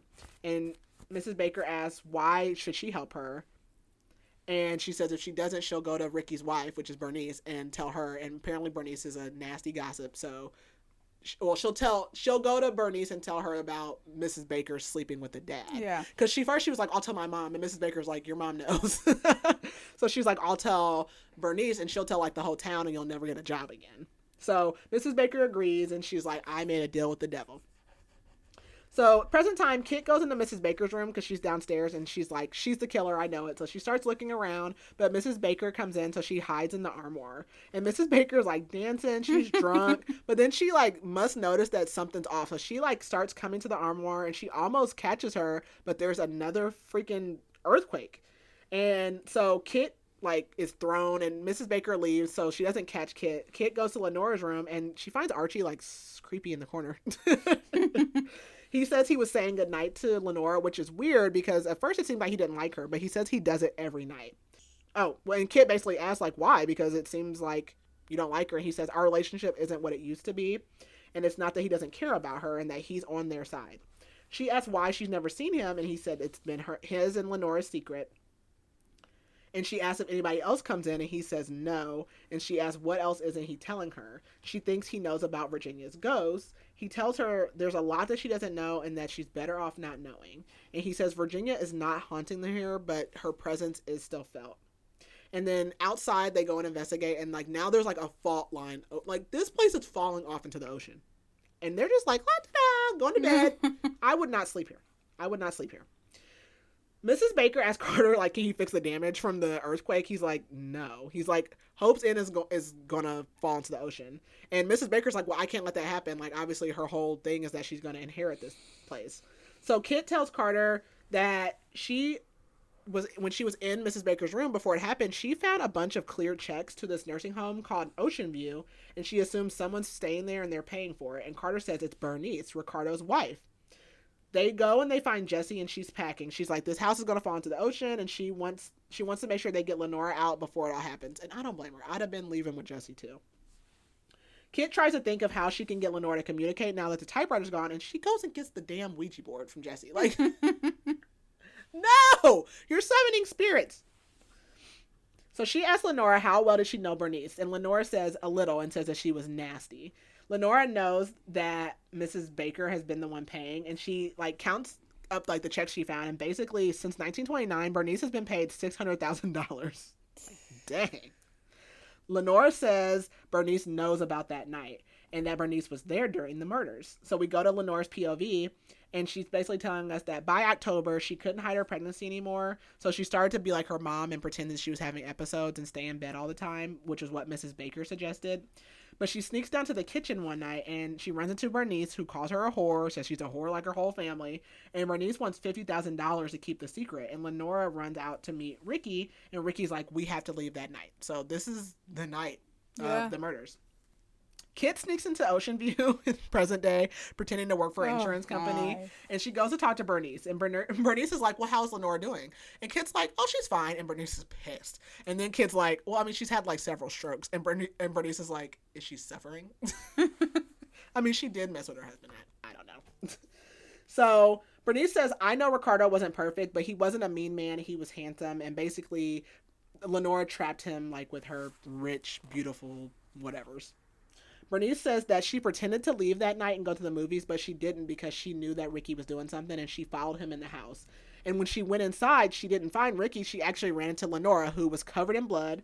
And Lenora grabbed a knife and like pointed it at her and told her to get out. So she said she never told the police this because she wanted to protect Ricardo. She said that she thinks that him and Lenora did the murders and that's why he disappeared. She actually thinks that Lenora killed him and shoved him off the terrace. She says Archie was the one who had to fire everyone after the murders happened, and she could tell he didn't want to do it, but he had to, and he was the one that gave her, like, hush money, and basically when he came to her to give her hush money, she was like, oh, no, you're going to have to pay me, like, for the rest of my life. Right. You know, I can't hate it. I'm not mad at it. Kit says that, well, your money's going to stop because either she's going to go to the police or Bernice will. And as soon as she says that, the detective shows up. Because the nurse like called the insurance company and was like, yeah, no, there's no insurance company. And the detective grabs her and makes her leave. He tells her that Virginia actually lived for 6 months after they thought she died. So again, Virginia supposedly hung herself. She's the younger sister. And so she didn't die that night. She actually lived for 6 more months. He says that Ricardo was a suspect, but they basically couldn't find him, so they couldn't do anything with that. And that they had already interviewed Bernice. Kit realizes that if Bernice saw Lenora grabbing a knife, that there had to be more than one knife, because if she was already covered in blood and she was just grabbing a knife, then there had to be at least another knife. The detective says they interviewed Lenora for weeks, but her story never changed. Lenora basically said that she didn't know who was in the house or she didn't see anyone. So Kit goes home, or back to Hope's End, and she goes and looks at the picture on the wall of Lenora, and she realizes that Lenora's eyes in the painting are blue. But the Lenora that she's been taking care of every day has green eyes. So she goes to the urns and she checks the urn for the mom, checks the urn for the dad, and then she checks the urn for Virginia, and it's empty. So we go to Lenora's point of view. So the plan was that Ricky was going to get one of her dad's cars and they were going to run away. She hoped that they were going to get married before the baby was born. So she's packing and Virginia comes in and asks if she's running away with Ricky. And this is where we find out that Virginia actually didn't know that she was pregnant. She did know about Ricky, but she didn't know the details. So, like, Lenora shows her, like, her stomach, and Virginia's like, what the heck? So she says she's going to tell father, and Lenora's like, please, like, don't, just let us leave. Like, you don't even like me, let me leave. And Virginia's like, no, you're going to ruin our family reputation. And Virginia says it's time for one of their old games. So in the very beginning of the book, they tell us that their dad used to lock them in their rooms, and whoever could, like, be quiet the longest would get out. And it was always Virginia. And Lenora would literally have to sit in her room for, like, hours or days or whatever, because their doors locked from the outside with specific keys. So Virginia pulls out the key to Lenora's room, and she laughs, locks her in there, and, like, runs off to the father. And Lenora starts, like, beating on the door to get out, and her water breaks. Current time, Kit goes to find Mrs. Baker in the kitchen, and she asks, is everything okay? And Kit says, yes, Lenora, Virginia is fine. Ah! So Mrs. Baker is like, I have no idea what you're talking about. Kit pulls out Mary's suicide note and says Virginia is the one who wrote it and told Mary who she really was. She says Virginia never lied. Every time she would ask, like, who's in your room, quote unquote, Lenora would say Virginia. But that's because she's Virginia. And she always, she says, you knew it when you shoved Mary off the terrace. Mrs. Baker confessed, and we find out that she's actually Lenora. And she says, I can only tell what I know. She said, I went downstairs and I found my mother dead, and I ran through the house screaming. I went to the billiard room, and I saw my dad dead there. She went to the kitchen, and I think she called the police. And then she found Virginia hanging in the ballroom. And she said that she thought she was dead, so she didn't take her down. And the police came and interrogated her, and they found that Virginia was actually alive, but they took her up to the room instead of a hospital because they thought she was going to die anyways. Oh my God, 1929 police department. Like, absolutely not. And they called the family doctor, who sucks, and he said that Virginia was brain dead and that she would die quickly, but she wasn't, and she didn't. She lived for 6 more months. And she also says that, or Kit asks, so she never had polio or strokes. She's been like that since 1929, like basically from being hung. That's how she was younger, so she was like 16 or something. I don't know. She asks Lenora, why did you lie? And she says, because I was responsible for this estate. I was responsible for Virginia. Basically, like, I didn't know what to do. Lenora says she was in love with Peter. And so then I'm like, oh my God, it was Virginia that was pregnant. So Lenora was never pregnant. It was Virginia. So I'm like, this is what I'm like, this whole side story is actually Virginia. It's which makes sense as to why Archie was like, Lenora was never pregnant. Yeah. So he didn't lie. And Lenora said that basically after the murders, all of their friends cut them off. So she just wanted to pretend to be somebody else. She said after 6 months, she had Virginia declared dead. So she didn't die, which we know. And so she had her declared dead. Basically, like, she gave the doctor, like, one of her dad's cars or something, and gave his wife one too. And she inherited her money and her sister's money, and she took on Mrs. Baker's persona. So Mrs. Baker was actually a real person, and she became Mrs. Baker.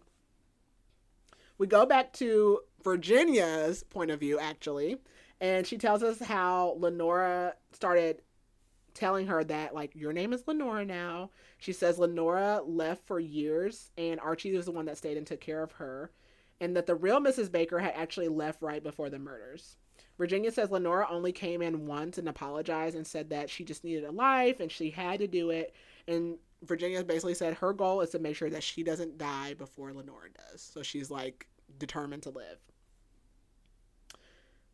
Current time, Lenora tells Kit, like, basically she came back before the war and she couldn't afford to leave again because she had to pay for Hope's Inn and to pay off Bernice. Kit says, like, Lenora got a life that she wanted, but that was so unfair to Virginia. And Lenora says Virginia is the one who hung herself because there was a chair under the chandelier. Well, Kit asks, like, so why didn't the police think that? And so Lenora's like, oh, I moved the chair. She wanted them to think that somebody else had done it. I'm like, that's sick. Kit asks, wasn't Virginia pregnant? And Lenora says, no, not at the time. Lenora says, I was protecting her. The reason she tried to commit suicide is because she did the murder. So Lenora thinks that Virginia did it. It's a big whodunit, honestly. Lenora says she's not surprised considering how her and her father and the real Mrs. Baker treated her and, like, they took the baby. So we go back to Virginia's point of view. She did deliver her baby in her room on her floor after her water broke. And Lenora had to get a knife from the kitchen, which is probably why Bernice saw her, I'm assuming, like, covered in blood. And her father comes in and basically tells Lenora, like, take that baby. And Lenora's like, can she just hold it? And when the dad tells Lenora, like, Virginia never had a baby, and that baby is not a Hope. If Lenora doesn't take him out of, like, that room, he says he'll throw the baby off the terrace and disown both of them. He is heartless. Mrs. Baker is like, no, you can't do that. The real Mrs. Baker. Yeah. And tries to talk him out of it, because, again, that's his mistress right now. And he's like, and she tells him, like, Virginia's your only legitimate heir. Like, why would you want to get rid of the baby? Because, again, Lenora's not his. That was true. He says he can't take another scandal. And Mrs. Baker tells Virginia he won't take the baby, but then she never sees Mrs. Baker or the baby ever again. Current time, Lenora says that she wanted to help, but she didn't want him to kill the baby or disown her. So she was like, you know, I wasn't really his kid. I didn't want to, like, lose all my inheritance. She says that the dad actually never came for the baby. So what happened was that Mrs. Baker actually ended up taking the baby and left with him. And the plan was for Mrs. Baker to take custody until he and Virginia could be reunited. And that Mrs. Baker and the baby went to Canada. So Carter is not related to them. Kit asks why she's so certain that Virginia did the murders. And she asks about Ricardo. Archie comes in and says Ricardo was with him that night. Ricardo and Archie were lovers. So Ricardo's bi, I guess, because he actually was with Virginia also, but he also was with Archie. Archie lived above the garage. Well, and he was married to Bernice. Yeah. So he had a lot going on at this little estate. So Archie actually lived above the garage, which is where Bernice originally had saw Ricardo going when she thought he was like running off to Lenora. And Bernice did think it was Lenora. Like, she thinks it's Lenora this whole time. Bernice accused him of being with Lenora, and Lenora doesn't even know Ricardo. Like, Mrs. Baker's like, she knew of him, but she never even knew who he was. Ricardo wanted to run away with Archie to California. Archie didn't want to leave because, they had accepted him there, and he just didn't want to leave again. He was already homeless once. So he says Ricardo left and he never heard from him again. Lenora tells Kit she saw Virginia leave her room that night after the baby was gone, and she had a knife. And we go back to Virginia's point of view, and she heard her dad and Ricky arguing in the billiard room. And she confirms that Ricky is the dad. So again, Ricky was messing with her, he was messing with Archie, and he had a wife. There's a lot of moving pieces here. So, present time, Kit goes up to Virginia, and Lenora says that she went to find her mom after she saw Virginia with the knife, and no one had told their mom about the baby. Lenora doesn't think that Virginia planned to kill the mom. She thinks like her mom just kind of intervened or something and, was a casualty. And Lenora and Archie say that she's safe here, and that's why they don't let her go outside. And that's why they always refer to her as Miss Hope, because either way, she was still Miss Hope. They're in Virginia's room, and Kit tells her that she knows who you are. And she tells Virginia, like, I don't want an admission. She says, I'm leaving. She leaves her stuff there. She's planning on having Carter bring it to her, and she's like, I'm finally done. And she's out. She's done with these people. She calls her dad and asks, like, can she come home? Because everyone's been lying to her there. And she tells him, like, there's something about mom that she wants to tell him, but she doesn't want to tell him until she gets there. And she's, like, thinking to herself, like, she remembers how her mom really begged her not to lock up the medicine that night. So she didn't forget the medicine. She purposely left the medicine out, but it's because her mom asked. And her mom said, like, I'll only take one, which, then why didn't you just leave one?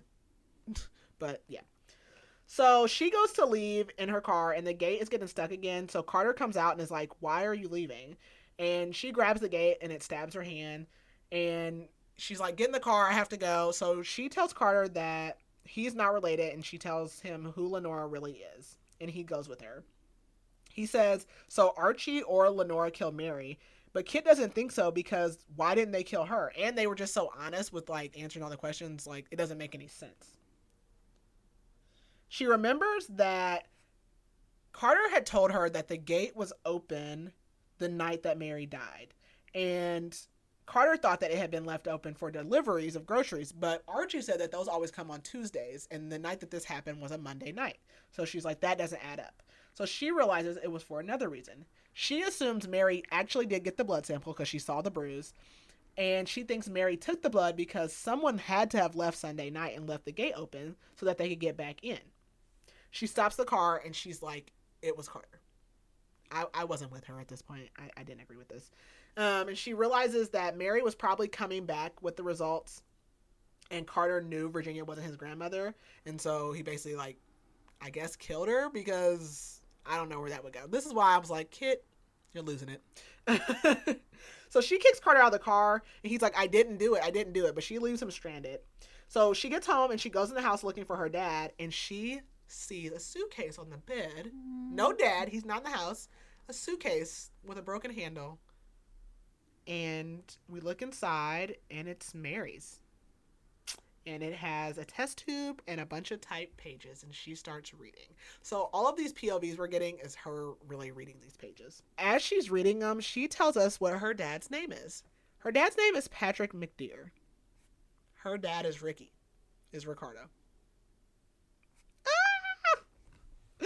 So we go to Virginia's POV, and she goes in the room where her dad and Ricky were arguing, and basically her dad agreed to leave, her dad offered him $50,000 to leave as long as he never speaks to her about her son or her again. And the mom comes in, and she says, Virginia, like, it's not worth ruining your life over. And she goes to the dad, and she's like, well, you only paid $25,000 to get my lover to leave, so... like dang, like it's more now. And the mom leaps up and stabs the dad in the side. which they said in the rhyme that the dad was stabbed. And she tells Ricky to take Virginia and get out of the room. So they leave, and Virginia's shook, and then the mom comes out and is coming up the stairs, and we can tell that she's bleeding. And so we basically put two and two together that she must have stabbed herself.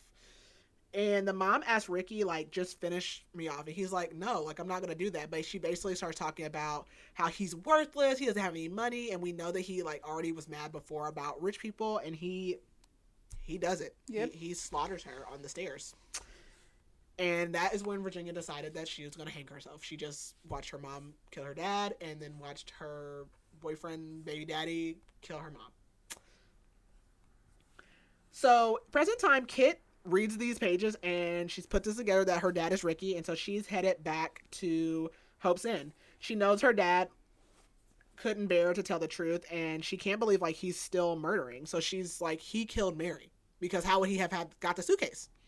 She gets back there and she finds Archie like outside, and she says like her dad's here and he's Ricky, and she doesn't give him like a ton of details, but she tells him just to like go get help or whatever. So she goes in the house, doesn't see her dad, but she goes to Virginia's room and she's like, my dad is coming. And she basically is like, my dad's Ricky. And she goes to like, she knows she's not going to make it out in time because she starts hearing her dad. So she picks up Virginia and hides her like in a corner, and then goes back in her room and hides. Her dad comes in and he sees Virginia. He picks her up and puts her on the bed, and he calls her Jenny. He's like, oh, he thought she was dead all this time. And he knew that Lenora was innocent, and he tells her about his life, how he got married, and how he regrets what happened. He says Mary came to the house asking for a blood test because she had got all the details, and he tells Virginia that she shouldn't have told Mary his name. So the dad starts choking Virginia, and Kit comes in and like shoves him, but he's a very strong 70-year-old man. So earlier that night, Kit had taken a corkscrew from Mrs. Baker when she thought, or Mrs. Baker, from Lenora when she thought that she was the killer, and somehow it ends up with Virginia. So the dad is still like choking her, and Virginia takes her good hand, the left hand, and she stabs the dad in the side. And Kit's like, basically that's what you deserve. So she pulls it out, and she basically starts telling her dad like how her mom took all the pills and how she didn't forget to lock them up, but she did leave them out, but you know, she's still innocent. He tells her that's not true because he was the one that gave the mom the pills. He says she took them willingly and he didn't force them, but he didn't think that Kit would end up blamed for her mom's death. So like, your dad sat here and watched you be suspended, have no job, get interrogated by the police for 6 months, and then didn't talk to you for 6 months. And he was the one that did it. Yeah. Lenora comes in with the shotgun that she had when she was pretending to be Miss Baker, and she's pointing it at Ricky. And Lenora asks Kit if she knew that it was her dad, and she, like, no. So the dad and Lenora start, like, wrestling towards the stairs, and then all of a sudden there's, like, another earthquake. And Kit knows, like, this is it. Like, the house is, it's over with. So she yells, like, to get out to Lenora, and she goes and get Virginia, and her dad's like, no, like, leave her. And she tells him, he owes her. So they both pick up Virginia, and they grab her, and they basically carry her down the stairs, and, like, the chimneys are collapsing, the stairs are swaying. Kit and the dad get Virginia outside, and she goes to, like, grab Lenora, and Lenora's like, no, I'm staying. She says, I can't leave, I won't leave, I've had my time away, and now it's Virginia's turn, and just take good care of her. I'm like, that's so sad. Lenora wasn't, like, great, but I didn't, like, I don't know. It was a messed up situation. So she goes out and checks on her dad because, again, he did get stabbed with the corkscrew, and he pushes her away, and he says, like, you were a good girl, and he should have told her that more often, and he goes in the house to join Lenora, and they just sit on the stairs, and the house collapses and falls in the freaking ocean. How dramatic, though. Like oh, my God. So, yeah. Okay. So, we go ahead. I don't know how much time it's been. And Kit is still taking care of Virginia. They moved into her dad's house, and Virginia's in Kit's old room, and she took over the parents' room. We find out that Jessie has disappeared. They haven't seen her since she left before all this happened. Archie got a job, like, nearby, and he still checks in. And she says Carter hasn't forgiven her. He went back to bartending, and she apologized, but he's pretty pissed. She did, like, accuse him of murder and leave him stranded. And this time the story gets out about Hope's End because, again, the first time it was the Great Depression, but this time it, like, all this stuff, the collapsing of the house and everything, brought everything back up. So it's been in the paper, and Virginia is exonerated. Like, they get all the details about, like, Lenora taking her identity, Mrs. Baker's identity, and all these things. And Kit thinks about, like, she does have a half brother out there. I mean, Virginia's baby is her half brother. Yeah. It's strange. So she says that her and Archie are actually searching, but all they can find so far is that the real Mrs. Baker got married in 1930 and moved. So she goes to take a shower, and she tells, like, Virginia, I'm going to take a shower. Virginia's grooving out to TV and music because she's, like, finally got television and stuff like that. And she gets out of the shower, and Virginia's gone. She's not in her wheelchair, and she's gone. And she sees a typed note because she got her an electric typewriter, and the note says, at 69, Virginia Hope wrote her nurse a little note. Thank you, dear, for saving me. I take my leave, walking tall, knowing that I fooled them all. What? And I just got, like, full body chills. So she also sends Kit a letter not too long after this. It says, my dearest Kit, I hope you're not surprised to get this letter. She tells her that she knew that Kit always suspected her to be more capable than she was, and that she was right. She can walk, she can talk, she can use her whole body. She says at first she pretended because she just had no desire to, like, live, and she was just depressed and disappointed. Her baby was gone, her parents were dead, like, she was laying in a bed and whatever. She said Archie kept encouraging her, and so she basically finally started, like, she forced her body to recover. She never let Archie know that she had fully recovered, and she said she didn't leave right away because she was afraid of the new world. She didn't tell Archie because she didn't want Lenore to find out. She wanted to punish her, so she basically was making Lenore stuck at that house and make her take care of her. And she said she even considered killing her, but instead she became a burden and trapped them all there. She said Mary was the first nurse who really paid attention to her. And she says how one day she was listening to her little Walkman that Jessie was making for her. And she realized that the book stopped and Jessie started talking. So Jessie was like, chapter 1, blah, blah, blah, blah, blah. Okay, nobody's listening now. And Jessie was leaving messages. And Jessie says, like, she told her basically, I know you're not Lenora. I know you're Virginia. And she knows that she can move and talk. And we find out that Jessie's dad is Virginia's son. So Jessie's her granddaughter. Which I love that part much. So the dad's name, Mrs. Baker named him Marcel. And we find out that the dad actually died like a year before in 1982. And that she always knew Mrs. Baker as her grandma. And after he died, basically Mrs. Baker told her everything. So Jessie applied to be the maid there. And that the noises at night were her and Virginia like whispering about escaping. Jessie left because Mrs. Baker actually passed away. So even though like the earthquake and everything happened, it's really because Mrs. Baker did pass away. And so Jessie had to go to Canada. And when Virginia disappeared that day from Kit's house, it's because Jessie showed up and just took her. She said Jessie had a passport for her and asked her where she want to go. And by the time they got to the airport, she was like, I want to go to Paris. And that's where she's writing this letter from now. She didn't tell her because she thought that she wouldn't let her leave or she would be mad. And also, Jessie is Kit's niece. Yeah. It's so, like, twisty-turny. So she sent in this letter 2 one-way tickets to Paris for Kit and Archie for a flight in February, which I have no idea what time of the year this was taking place. And we end kind of on Virginia's obituary. Yeah. Kind of. So we find out that Virginia lived to be 101. So she was 69. So she lived... She got a good 30 years, and she actually died in Italy on the Amalfi Coast. She wrote a best-selling memoir. She would like go on talk shows, and she visited all of the continents. She was the oldest person for like a long time that had ever visited Antarctica and held a record. And we learned that she married a man named Robert, and she also has a great-granddaughter by Jessie. And she also mentions Kit in her obituary, so we find out that Kit actually joined her and was her travel companion. Which I love so much. It was all, like, warm. I wasn't expecting that. No, especially after reading...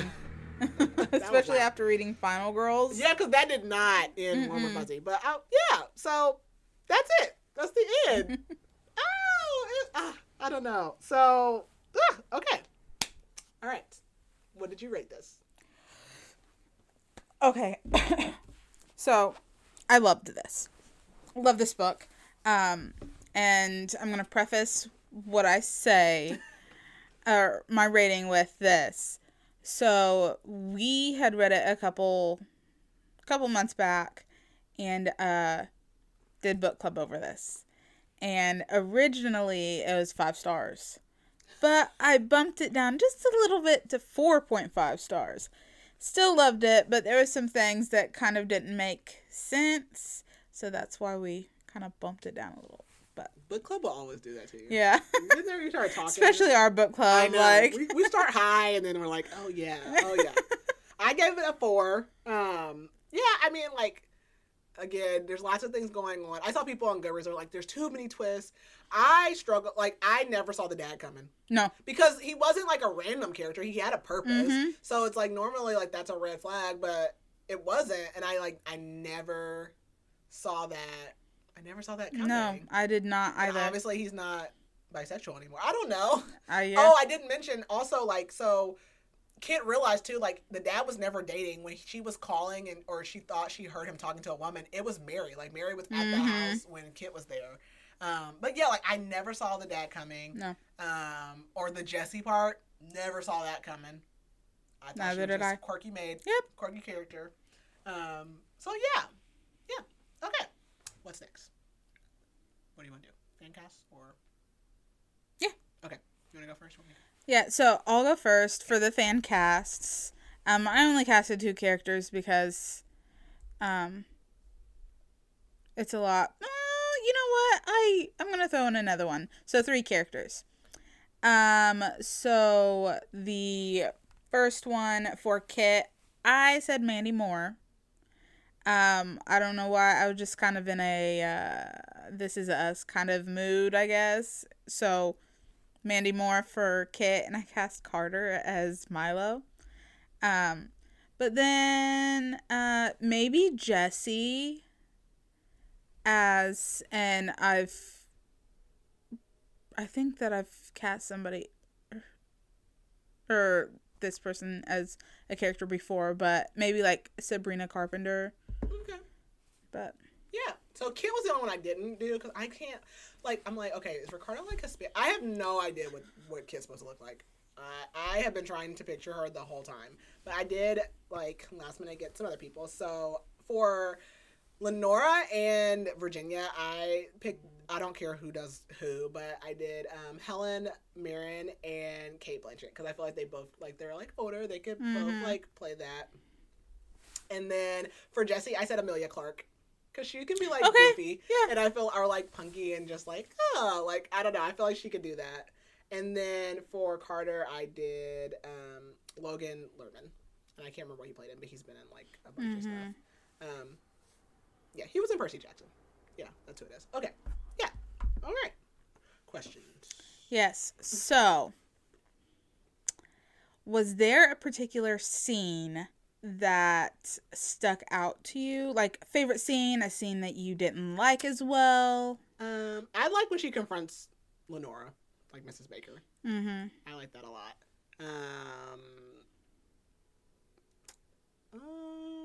Yeah, I'm just gonna go with that. Honestly, mine would probably be the part when Kit gets out of the shower and she finds the note. Yeah. Kind of like things like, oh, okay. You just got up and walked right out of here. That would piss me off so bad. Yeah, yeah, I've been wiping your butt for months. And that's part of the reason why I had bumped it down. So Cam, which he's in the book club, he had mentioned, you know, it doesn't make sense that all this time, like, nobody knew. Yeah, and when her dad was choking her and she's just gonna lay there. Yeah, I thought the same thing. I'm like, you're just gonna lay there and die? Like, you're just gonna lay there? Like, right. What's going on? Right. When she drops the snow globe, like, this most, like, precious item, she like, about it. Like, you're getting fed. Like, I could not. Like, this and Verity, I cannot just lay there. No. There's no way. I would go. For 50 years you've been laying there? You have laid there for 50 years. You haven't even gone outside. That's wild. I'm petty. I am very petty. I hold a grudge. But not at my own expense. Right. She was committed. Yeah. For sure. She was dedicated. So, do you wish that it had ended differently? I don't know. Like, it's weird to have this wrapped up like nice and fuzzy. I kind of do wish it kind of left like on a like maybe she was just gone, and then like she just wrote that little like rhyme, and that was it. Yeah. Like that would have just been creepy. Or yeah, something like that. Yeah. But I mean, I don't dislike the ending, but yeah. It was I was pleasantly surprised with the ending. Like, it could have very well ended with just the note and it would have been a fine ending. Yeah. But the obituary was kind of cute. It was like it was it was just really unsuspected. Like I just wasn't expecting that at all. Yeah. One of the common negative points in the reviews of this book is that there were too many plot twists. Yeah. Do you agree? Do you disagree? I mean, the only plot twists were okay. So Lenora was Mrs. Baker, and then the dad. I don't know. I feel like that's a lot. I mean, it makes sense to me. Like everybody had like Carter was a fake out. Mm-hmm.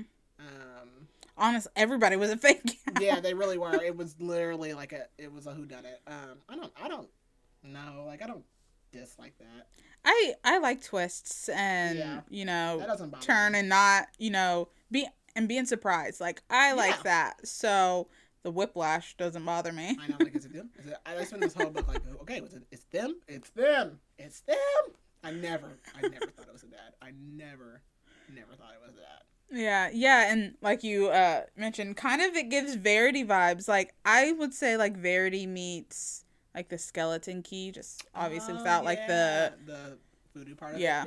Yeah. Oh, I love the skeleton key. I do too. It's such a good movie. It is. I think that's all I have. All right. Okay, so I don't know if we did. I'll have to listen to the last episode. I don't know what we said, but our next book is The Long Game by Elena Armas, I believe. Yes, Elena Armas. So, out of spooky into love. And just remember to follow us on Facebook and Instagram and TikTok. And if you have not, like the podcast and the episode, comment, leave us feedback, all of those things we appreciate. Yep. And I think that's it. Yeah, All right. I think so.